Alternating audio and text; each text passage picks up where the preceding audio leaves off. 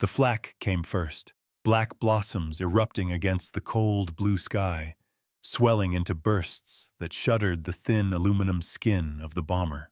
From the waist gunner's window of a B-17 flying fortress, the world was reduced to a vibrating rattle of metal, smoke, and fear. His gloved hands clutched the twin handles of the Browning .50 caliber machine gun, fingers slick with sweat despite the bitter cold at 25,000 feet. Beyond the plexiglass panel, the sky was alive with shadows. German fighters diving in pairs, streaking past with the shriek of cannon fire, tracers carving orange arcs through the formation. He squeezed the triggers, and the guns roared, stitching fire into the void as the fortress shuddered under the assault. He caught a glimpse of another B-17 breaking apart in midair, wings tearing loose in a slow, graceful agony before tumbling toward the earth below. In that instant, he understood what every man in the formation already knew. Schweinfurt was not a mission of glory. It was a mission of survival, and survival was measured in seconds. The Schweinfurt raids would become some of the most infamous episodes of the American daylight bombing campaign. But on that morning, the young crews flying from English airfields had no clear sense of the legend they were writing. What they felt was the hammering thud of flak against the fuselage, the endless climb into enemy skies, and the knowledge that Germany's industrial heartland lay ahead. Beneath them stretched the Reich, a patchwork of fields, rivers, and towns that now bore the full weight of the Allied air offensive. But at its core, nestled in Franconia, stood Schweinfurt, home to the ball-bearing factories that kept the German war machine turning. If America could cripple them, tanks might grind to a halt, aircraft could fail, and engines might seize. The strategic stakes were enormous, yet to the men crouched in their gun turrets, it mattered only that the sky was filling with black fire and silver crosses on wings diving straight for them. The strategy behind Schweinfurt was born of industrial logic. Modern warfare depended not only on armies and generals, but on the millions of precision parts that powered machines of destruction. Ball bearings, small, hardened steel spheres that allowed shafts and axles to rotate smoothly, were the invisible sinews of every moving weapon. The United States Army Air Forces, under the doctrine of daylight precision bombing, believed that by striking these factories directly, they could bring the Nazi war economy to its knees. It was a bold concept, rooted in both industrial analysis and an almost ruthless confidence in the flying fortress. The B-17, bristling with 13 heavy machine guns, was designed to fight its way to the target and home again.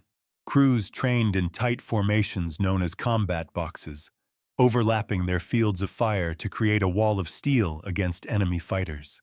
On paper, the plan seemed invincible. In practice, Schweinfurt would reveal the cost of such faith. As the formation droned deeper into enemy territory, the defenses tightened. Flak guns, positioned around key cities and industrial centers, filled the air with timed explosions that burst at bomber altitude. Shells tore holes through wings and fuselages, sending shards of hot metal ricocheting through the cabins. Pilots fought to hold formation, even as engines sputtered and fuel lines ruptured. Then came the fighters. Messerschmitt Bf-109s and Focke-Wulf 190s, sleek predators that streaked through the formations with practiced precision. Their cannons shredded bombers in seconds, their machine guns chewing through aluminum skin like paper. In the cockpit of one fortress, the co-pilot screamed into the intercom that the number 3 engine was on fire. The pilot held steady, knowing that to break formation was to invite destruction. Behind them, parachutes blossomed as crews bailed out of crippled aircraft, drifting helplessly into captivity or death. Yet the bombers pressed on. The philosophy of the 8th Air Force demanded it. Each mission was not only a blow against Germany's industry, but a test of American resolve. For the crews, it was also a ritual of endurance. Hours of frigid cold, the constant threat of fighters, the deafening roar of engines, and the ever-present knowledge that one shell, one burst of fire, could end it all. They clung to the idea that their suffering had meaning, that every mile brought them closer to a decisive strike. In their minds, Schweinfurt was no longer just a city. It was the beating heart of Germany's war machine, a target worth the sacrifice. When the bombs finally fell, they tumbled in great sheets of steel, doors yawning open as entire payloads cascaded toward the clustered factories below. Crews leaned over their bomb sites, guiding the formations with the precision of Norden sights that promised accuracy within a few hundred feet.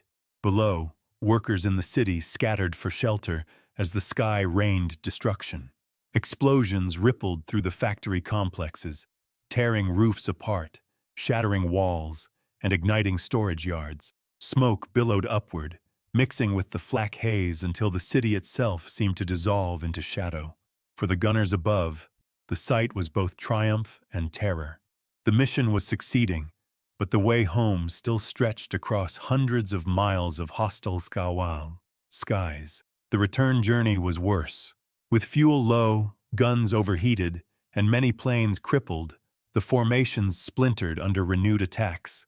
German fighters, emboldened by the stragglers, tore into isolated bombers. Some crews fought to the last, guns blazing until their aircraft spiraled into the earth. Others ditched in occupied territory, or limped back across the channel, with engines failing and fuselages riddled with holes.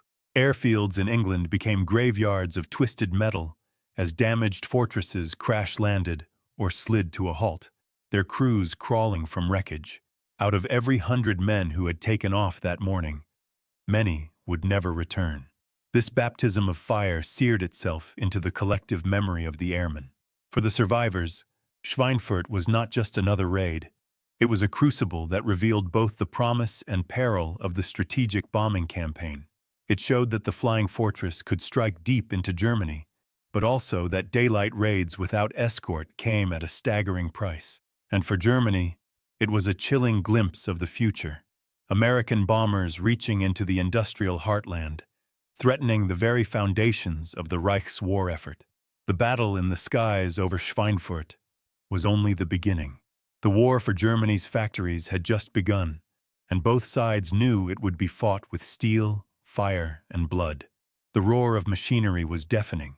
Inside the sprawling halls of Schweinfurt's ball-bearing plants, the rhythm of industry was unrelenting.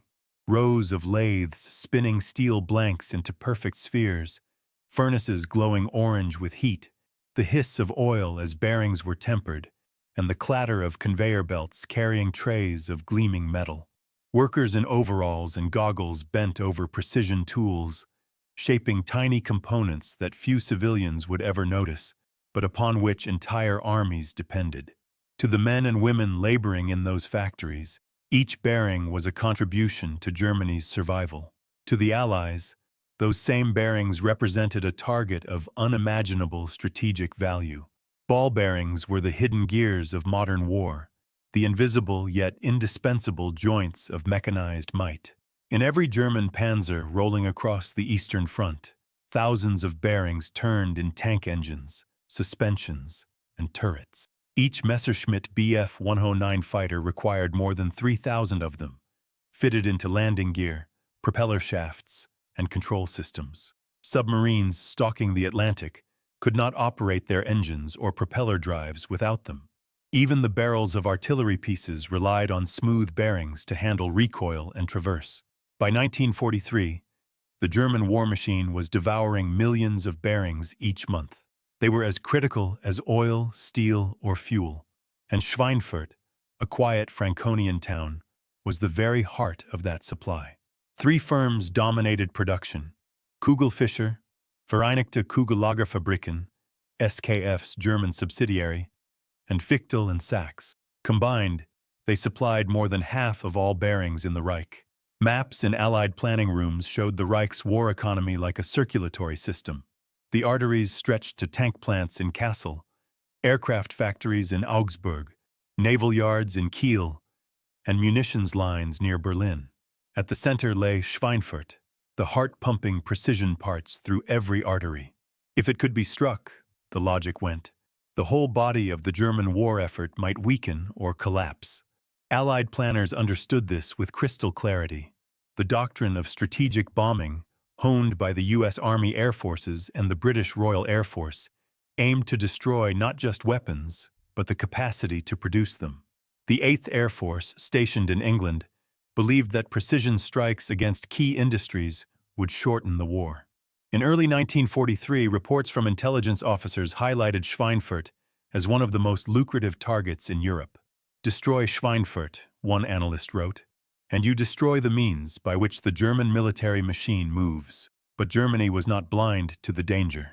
The Nazis ringed Schweinfurt with some of the heaviest air defenses in the Reich. Radar stations scanned the skies for incoming formations. Dozens of 88mm flak batteries, capable of shredding bombers at high altitude, were placed around the city and its approaches. Anti-aircraft crews drilled relentlessly, their guns zeroed in on the altitudes and flight paths that American bombers would likely use. Luftwaffe fighter groups were stationed nearby, prepared to intercept any raid with swarms of Messerschmitts and Focke-Wulfs. The Reich knew that Schweinfurt was a golden egg, and they built a fortress of steel and fire around it. The consequences of success or failure were staggering. If Schweinfurt's plants were crippled, Germany's ability to replace lost tanks, aircraft, and submarines would wither. Repairs would become impossible. Training planes would sit grounded, and armored divisions would grind to a halt.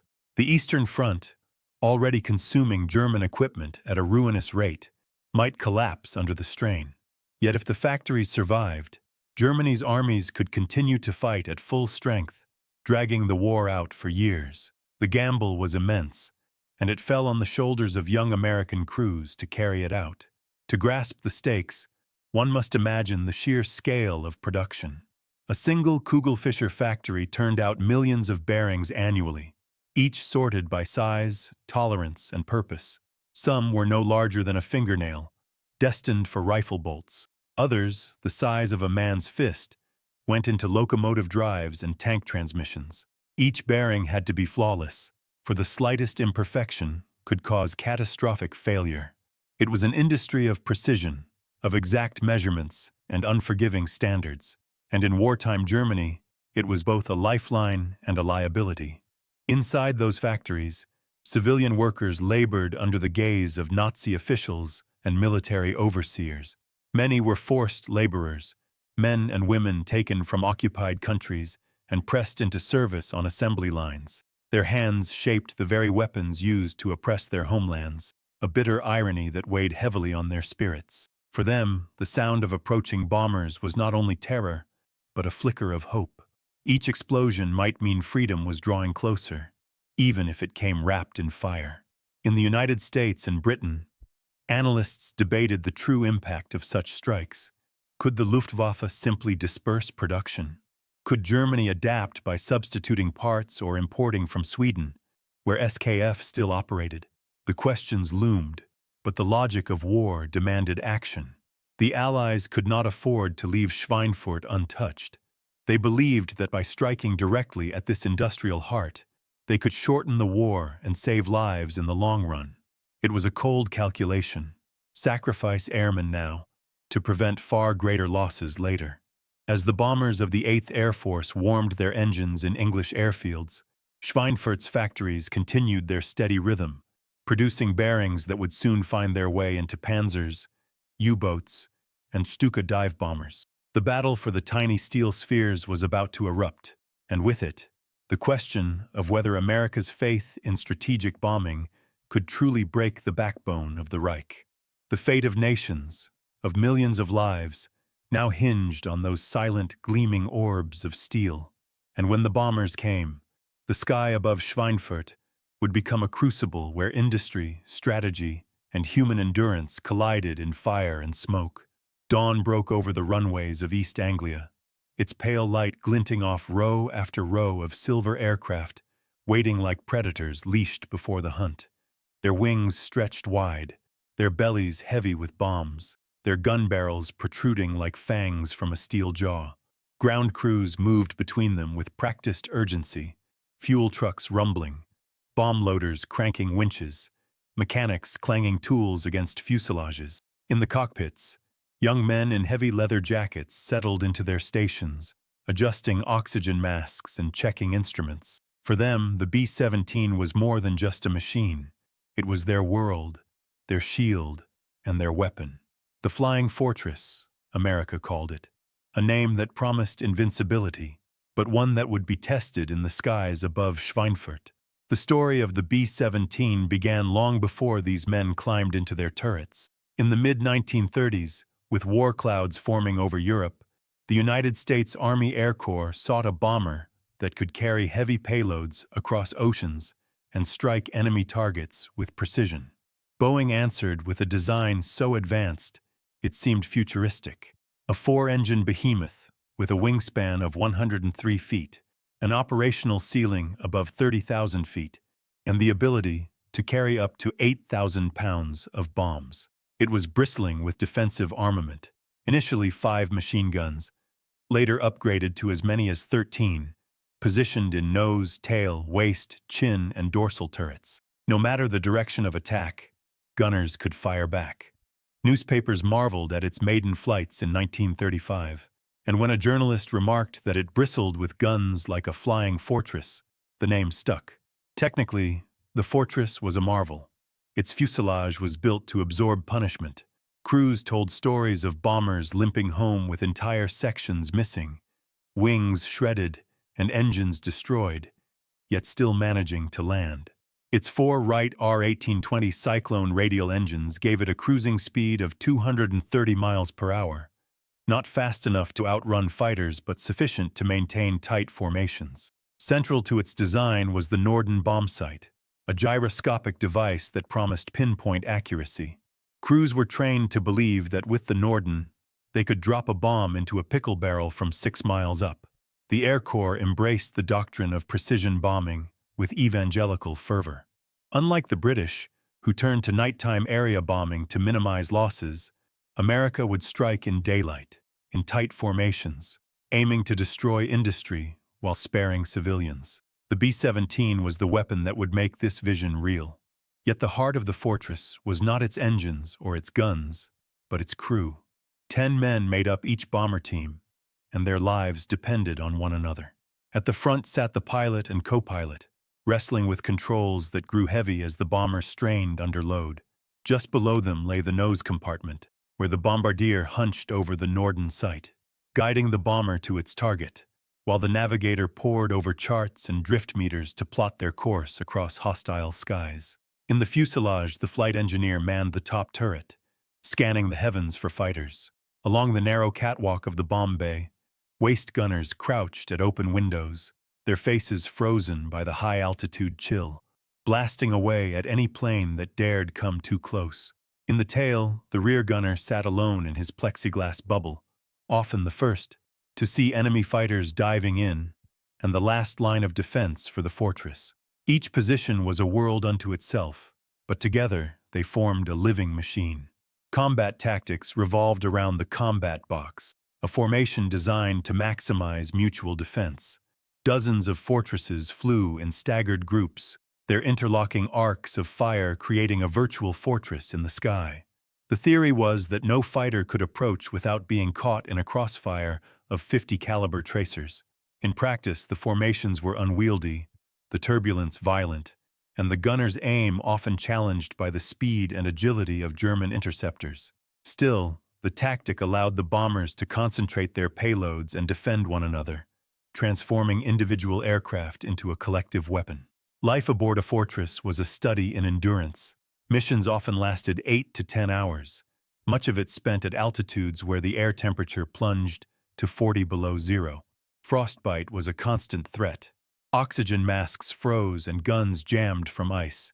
The roar of engines made conversation impossible, so crews communicated by intercom, voices crackling with static. When enemy fighters attacked, the bomber became a maelstrom of sound, machine guns hammering, flak exploding outside with concussive thuds, alarms blaring as systems failed.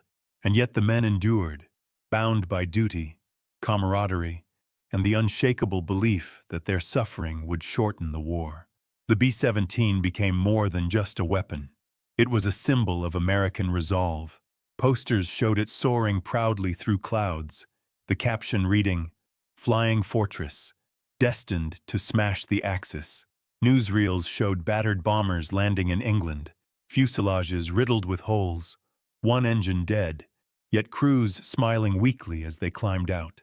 These images reassured the home front that the war could be won from the skies, that American industry and ingenuity had created an unbreakable spear aimed at the heart of Germany.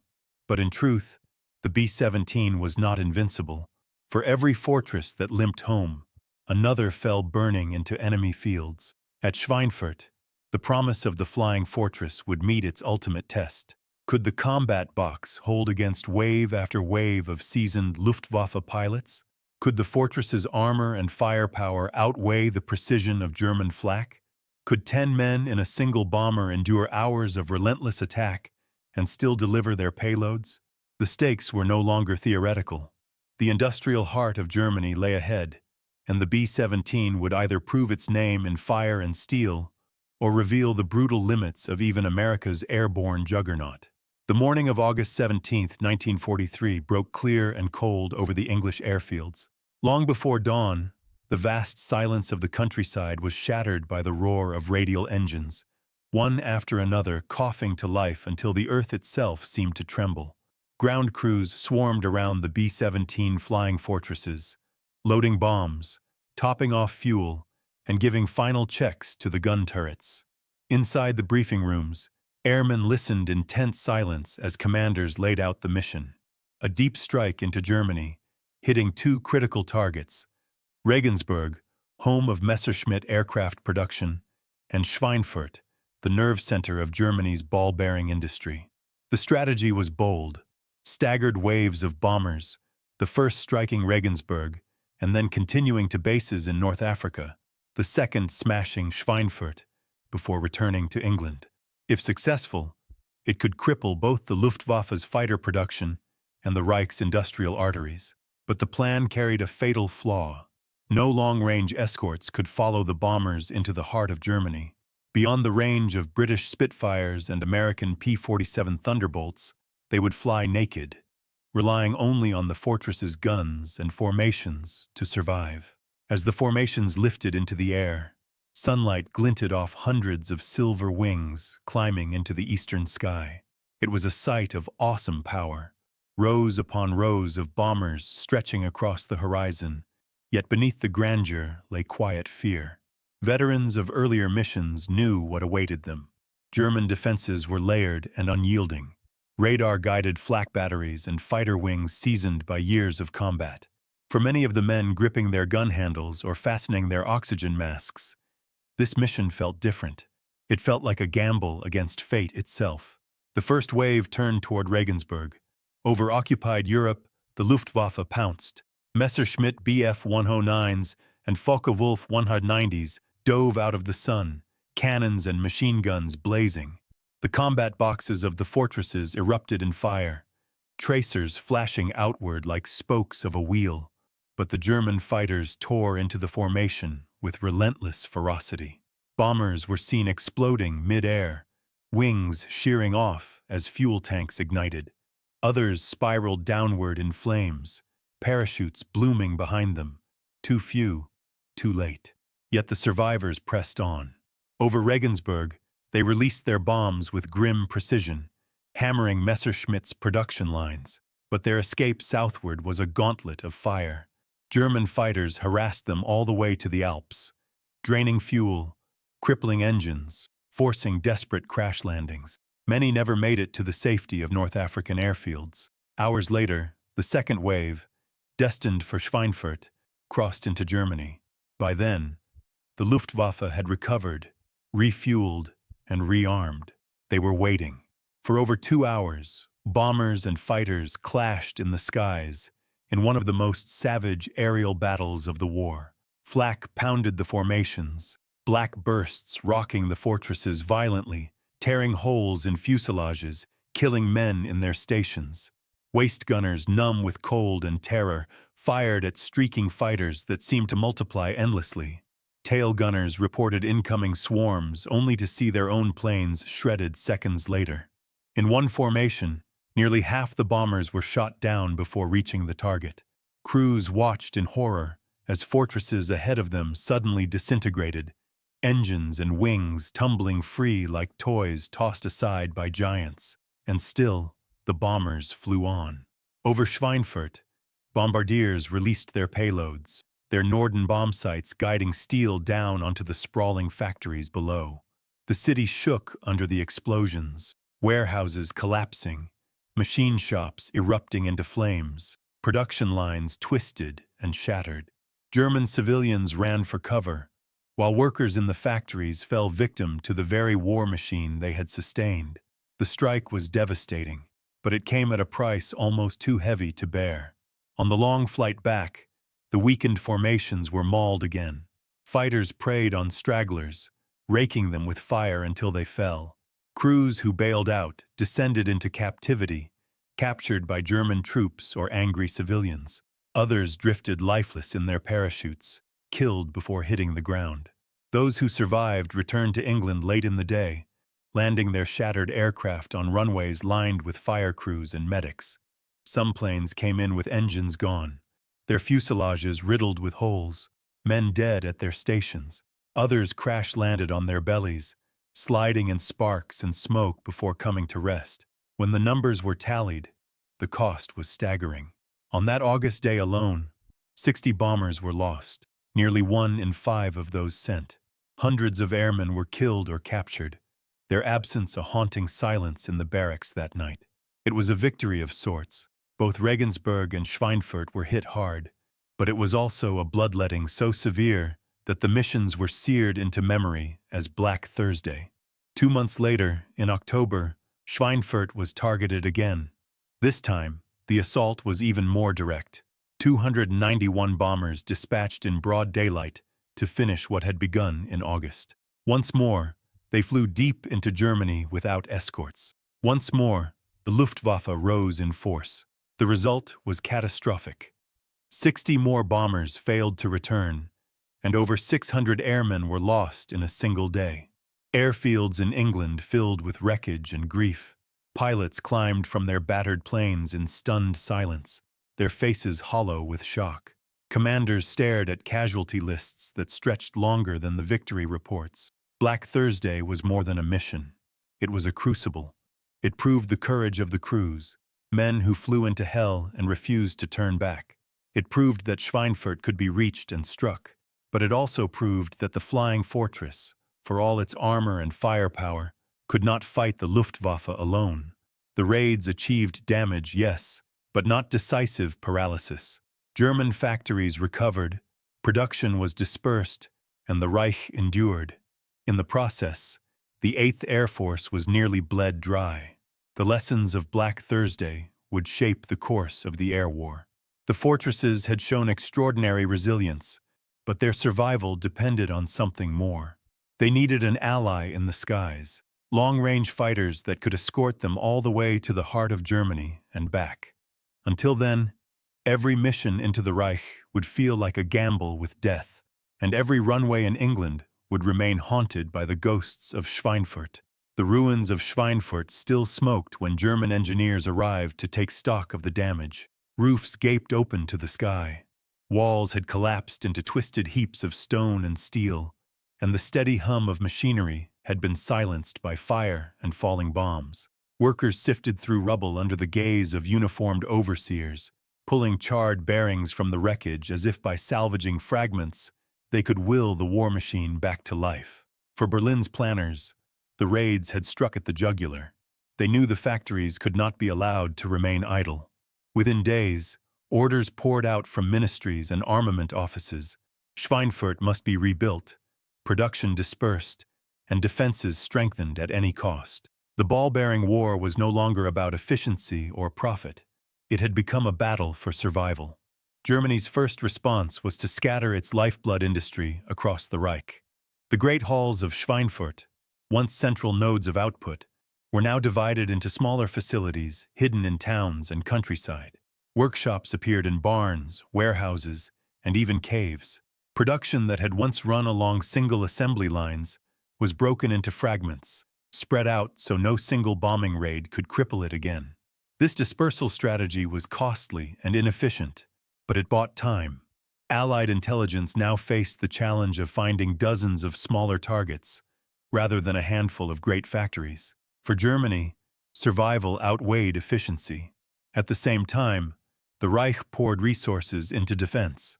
The skies over Schweinfurt and other industrial hubs were fortified with belts of flak batteries, rows of 88mm and 105mm guns, their barrels tilted skyward in grim defiance. Searchlights crisscrossed the night, radar arrays scanned the horizon, and hundreds of thousands of shells were stockpiled. The Luftwaffe, still a formidable force in 1943, refined its tactics. Aces with years of combat experience trained younger pilots to exploit the weaknesses of bomber formations. They learned to attack head-on, diving through the combat boxes where defensive arcs overlapped least, or to launch coordinated waves from multiple angles, overwhelming the gunners' fields of fire. The blackened sky of Schweinfurt became not only a wall of flak, but a school of predation. Yet even as German defenses grew sharper, the cost of maintaining them bled the Reich. Every fighter scrambled to meet the bombers' consumed precious fuel, a resource growing scarcer as the Allies tightened blockades and seized oil fields. Every pilot lost to the flaming wreckage of air combat was irreplaceable.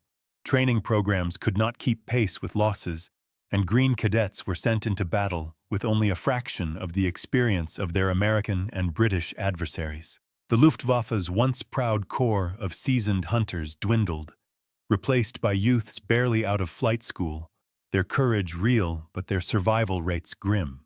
Inside Germany, the raids stoked bitterness. Civilians trudging past the ruins of factories saw not only the destruction of buildings, but the erosion of confidence in the Reich's promises of invincibility. Propaganda tried to cast each bombing as a sign of Allied desperation. Yet the reality was harder to disguise. American bombers could now strike deep into the heart of Germany, and though the price they paid was steep, their will was unbroken. For the workers of Schweinfurt, rebuilding under the threat of more raids was both exhausting and demoralizing. They labored under constant fear, shuttled to underground shelters at the wail of sirens, then marched back to their posts among half-repaired machines. The air itself seemed poisoned by the inevitability of more bombers coming. In contrast, across the Channel, the Allies saw opportunity. The raids of 1943, though bloody, had proven that Germany's heartland was not beyond reach. Each returning crew told stories of endurance and destruction, fueling the belief that with proper adjustments, most of all, long-range fighter escort, the bomber campaign could succeed. American commanders pressed their men harder, convinced that the attrition inflicted on the Luftwaffe was sapping Germany's strength. Optimism, however grimly tempered by casualty lists, grew stronger with each mission. By late 1943, the lines were clear. Germany had thrown up walls of flak and dispersed its industries into shadows, fighting desperately to keep its war machine alive. The Allies, battered but determined, sharpened their spear, preparing to return with greater force and protection. For Berlin's planners, the stakes could not have been higher. The ball-bearing war was no longer about one town or one factory. It was about the Reich's very ability to move, fight, and endure. Every shell fired, every bearing turned, every raid launched was part of a race against time. A race Germany was beginning to lose, even as it fought with every ounce of desperation it could summon. The battle for Schweinfurt had shifted from the physical destruction of factories to a deeper war of endurance, one that would decide whether Germany's defenses could withstand the unrelenting storm that was gathering over the skies of Europe. The next raids would not simply test the strength of its walls of steel and fire. They would test the very capacity of the Reich to keep fighting at all. The winter airfields of England were quiet in the aftermath of Black Thursday, their runways still scarred by the crash landings of crippled fortresses. Snow and frost clung to twisted fuselages pushed to the edge of tarmacs, reminders of the men who had not returned. In the mess halls, empty chairs were left at long wooden tables, the silence broken only by the low murmur of those who survived. For the crews of the 8th Air Force, The Schweinfurt raids had become seared into memory, not just for the destruction they wrought, but for the staggering cost of reaching the target. And yet, even in grief, resolve hardened. If the Reich's factories could be struck once, they could be struck again. The men understood they were part of a brutal experiment in air warfare, one that tested not only machines and tactics, but the endurance of human courage. By late 1943, Schweinfurt lay battered but not destroyed. The bombs had gouged holes in its factories, torn roofs from production halls, and set workshops ablaze, yet the heart of German production continued to beat. The Reich, desperate for survival, had scattered its industry into smaller sites and forced laborers to work around the clock in dispersed workshops. In sheer numbers, German output continued, but at immense cost. Efficiency plummeted, supply chains stretched thin, and resources were drained to protect dozens of smaller factories. What had once been concentrated strength became a vulnerable web. Allied analysts understood the meaning clearly. Even though Schweinfurt had survived, it had been transformed from fortress to liability. At the same time, the raids marked a turning point for the United States. No longer could commanders assume that bombers alone, however sturdy, could push into the Reich without help. The B-17 had proven itself as a weapon of resilience, but its gunners and armor were not invincible. Casualty rates approaching 20% per mission were unsustainable. Out of every 100 men sent on deep raids, many never returned, their absence weighing heavily on both comrades and families thousands of miles away. In letters sent home, survivors struggled to put into words the crucible they had endured. Friends lost in fire, parachutes failing to open, bombers breaking apart in midair. Behind every statistic was a story of sacrifice, each mission etched with blood and steel. It was here that a new machine entered the story, the P-51 Mustang. Born from Anglo-American cooperation, refined with the Rolls-Royce Merlin engine, and equipped with drop tanks that gave it the range to escort bombers deep into Germany, the Mustang became the missing piece of the air war. Where fortresses had once flown naked into waves of Luftwaffe fighters, they now found sleek, agile protectors weaving through their formations.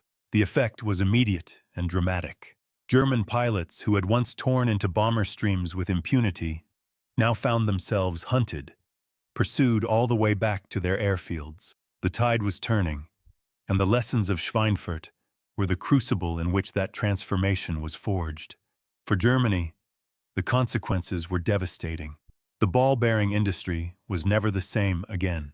Even when production recovered, it did so at the expense of dispersal, inefficiency, and mounting strain.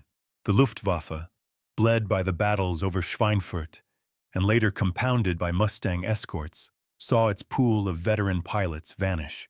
Each loss was not just a man, but years of experience gone forever, replaced by raw cadets thrown into hopeless combat.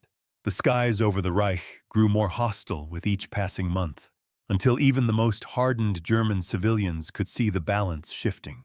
The promise of total war from above, once dismissed as Allied propaganda, became visible reality in the contrails stretching across their skies.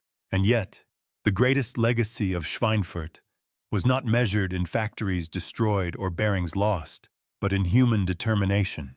Thousands of American airmen gave their lives for the belief that precision bombing could shorten the war, that by striking the enemy's lifeblood, they could save lives on the ground. Their sacrifice was not in vain. Germany's war economy bent under the strain, its industries dispersed, its resources wasted in defense, its skies contested until defeat became inevitable. The Schweinfurt raids stood as both tragedy and triumph, proof of the terrible cost of daylight bombing, and proof that the will to endure could outlast even the fiercest defenses. When the war ended, Schweinfurt was remembered as more than a town in Franconia. It became a symbol, etched into the memory of the 8th Air Force and the history of air power itself. In the ruins of its factories lay the lessons that shaped the future, the necessity of fighter escort, the vulnerability of concentrated industry, and the power of relentless resolve. The men who flew into that maelstrom carried those lessons home, some in silence, others in memoirs, all of them forever marked by the crucible of Schweinfurt. The contrails faded, the bombers returned to dust, but the legacy remained, a testament to sacrifice, to strategy, and to the grim reality that in modern war, victory often comes not from a single battle won, but from the willingness to endure losses that would break a lesser nation. The story of Schweinfurt closed with factories shattered, skies cleared, and a path to victory carved in fire. Yet the echo of those raids carried on, whispering a truth that would guide generations to come, that the cost of war is counted not only in cities destroyed, but in the lives spent to make that destruction mean something.